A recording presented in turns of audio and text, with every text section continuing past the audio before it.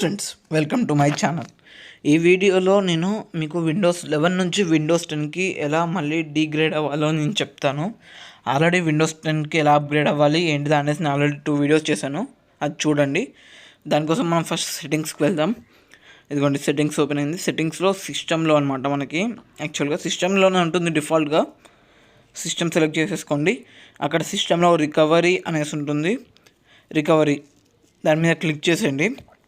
అక్కడ మనకి get back, ఒక్క నిమిషం నేను మ్యాగ్నైజ్ చేసి, ఇదిగోండి ఇక్కడ get back to older versions ఉంది కదా, ఓల్డర్ విండోస్ వర్షన్స్కి ఇక్కడ నుంచి మనం డిగ్రేడ్ అవ్వచ్చు. గెట్ బ్యాక్ అని ఉంది కదా, గెట్ బ్యాక్ క్లిక్ చేసేయండి.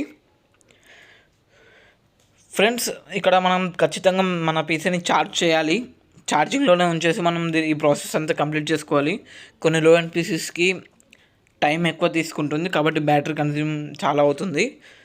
ఇంకోటి గుర్తుంచుకోండి ఫ్రెండ్స్, మనకి ఇది ఓన్లీ కొంచెం టైం పీరియడ్ వరకే ఉంటుంది. ఒక 10 days అనుకుంటాను నేను, నాకు తెలిసినంత వరకు 10 days కంటే ఎక్కువ మనకి ఉండదు ఇది మనం గెట్ బ్యాక్ అవ్వడానికి. So with in the 10 days మనం కంప్లీట్ చేసుకోవడానికి మాత్రమే ఈ టెక్నిక్.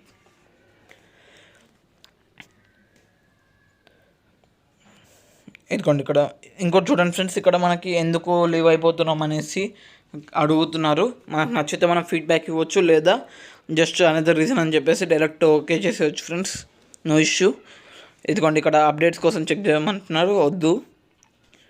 ఇదిగోండి గైస్, ఇక్కడ చూసుకుంటే కనుక మనకి విండోస్ 11లో ఇన్స్టాల్ చేసిన సాఫ్ట్వేర్స్ అనేది విండోస్ 10లో ఉండకపోవచ్చు.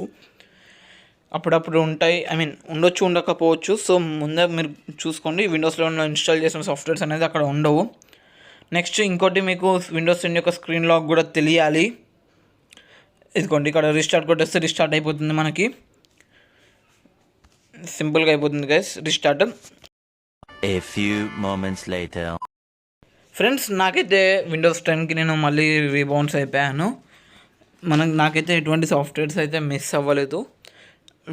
విండోస్ 11లో ఉన్నాయి లేదు నాకు విండోస్ 11లో అందులో నేను ఒక్కటే సాఫ్ట్వేర్ ఇన్స్టాల్ చేశాను, అది కూడా నాకు లేదు.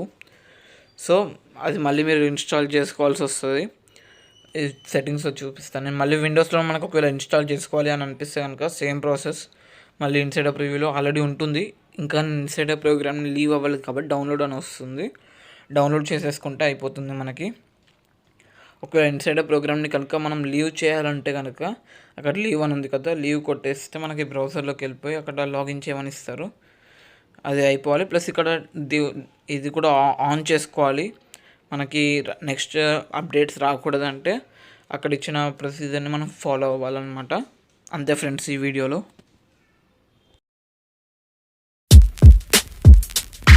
Yeah.